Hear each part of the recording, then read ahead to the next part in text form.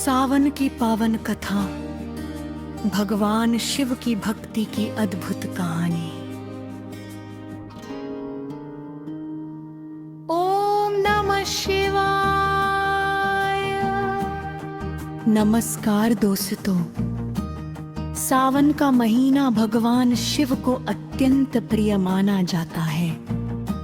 ये महीना केवल पूजा पाठ का नहीं, बल्कि विश्वास, भक्ति और भगवान शिव के प्रति समर्पण का प्रतीक है।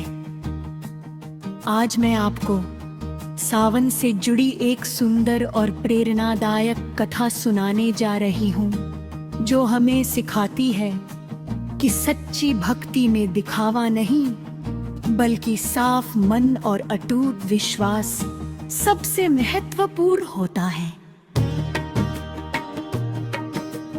बहुत समय पहले की बात है, एक छोटे से गांव में एक गरीब किसान रहता था। उसका नाम था माधव। वो बहुत मेहनती था, लेकिन उसके जीवन में परेशानियां कम होने का नाम नहीं लेती थी। कभी फसल खराब हो जाती, कभी घर में बीमारी आ जाती और कभी खाने तक के लिए अनाज कम पड़ जाता। लेकिन माधव भगवान शिव का बहुत बड़ा भक्त था। ओम नमः शिवाय। ओम नमः शिवाय।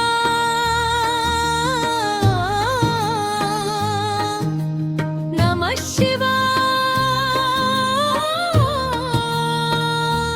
लेकिन माधव भगवान शिव का बहुत बड़ा भक्त था। हर सुबह वो अपने खेत पर जाने से पहले गांव के छोटे से शिव मंदिर में जाता और शिवलिंग पर जल चढ़ाता। एक दिन सावन का पहला सोमवार था। गांव के सभी लोग बड़े बड़े कलशों में गंगा जल, दूध, बेलपत्र और फूल लेकर मंदिर पहुंचे। माधव के पास न दूध था, न गंगा जल और न ही फूल खरीदने के पैसे। वो चुपचाप नदी के किनारे गया। उसने अपने हाथों में थोड़ा सा स्वच्छ जल भरा, कुछ बेलपत्र उठाए और मंदिर पहुंच गया। मंदिर में लोगों की भीड़ थी। हर कोई भगवान शिव को महंगी चीजें अर्पित कर रहा था। माधव ने शिवलिंग के सामने जाकर हाथ जोड़कर कहा, हे भोलेनाथ, मेरे पास आपको देने के लिए कुछ भी नहीं है।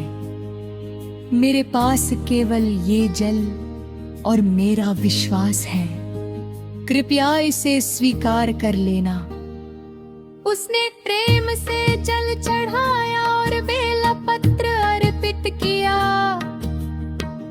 फिर वह भगवान शिव के सामने बैठकर बोला, महादेव, मुझे धन नहीं चाहिए, बस मेरे मन से विश्वास कभी मत जाने देना। ये कहकर वह अपने खेत की ओर चला गया।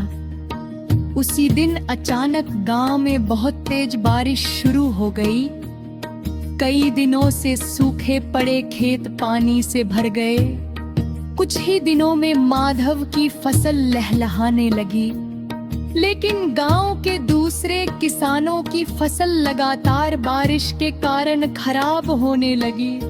माधव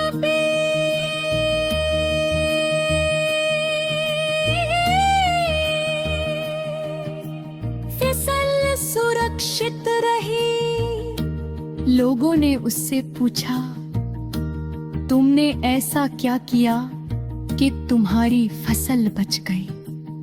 माधव मुस्कुराकर बोला, मैंने कुछ नहीं किया, ये तो मेरे भोलेनाथ की कृपा है।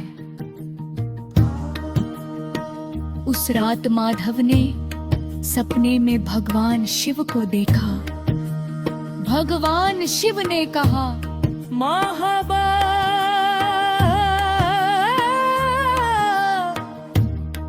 तुमने मुझे कभी धन या वैभव से प्रसन्न करने की कोशिश नहीं की। तुमने मुझे केवल सच्चे मन से याद किया।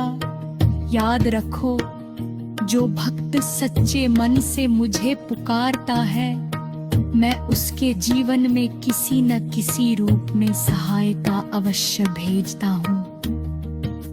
माधव की आंखों से आंसू निकल आए। उसने हाथ जोड़कर कहा, महादेव मुझे हमेशा अपनी भक्ति में बनाए रखना। और तभी उसकी नींद खुल गई। दोस्तों, इस कथा का संदेश बहुत सुंदर है। भगवान शिव को प्रसन्न करने के लिए बड़े बड़े चढ़ावे की आवश्यकता नहीं होती। सावन में यदि आपके पास दूध, फूल या कोई विशेष पूजा सामग्री नहीं है, तो भी कोई बात नहीं। एक लोटा सच्चे जल, कुछ बेलपत्र और सच्चे मन से बोला गया नमः शिवाय भी भोलेनाथ तक पहुंच सकता है, क्योंकि भगवान शिव वस्तु नहीं भाव देखते हैं। इस सावन अगर आपके जीवन में कोई परेशानी है, कोई इच्छा है या मन में कोई चिंता है, तो उसे भोलेनाथ के चरणों में छोड़ दीजिए। विश्वास रखिए, जहाँ इंसान की कोशिश खत्म होती है, वहाँ से महादेव की कृपा शुरू हो सकती है।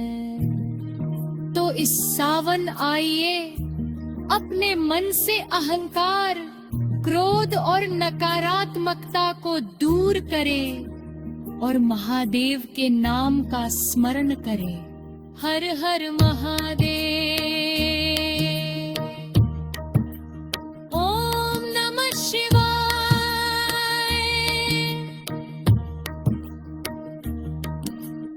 अगर आपको ये कथा पसंद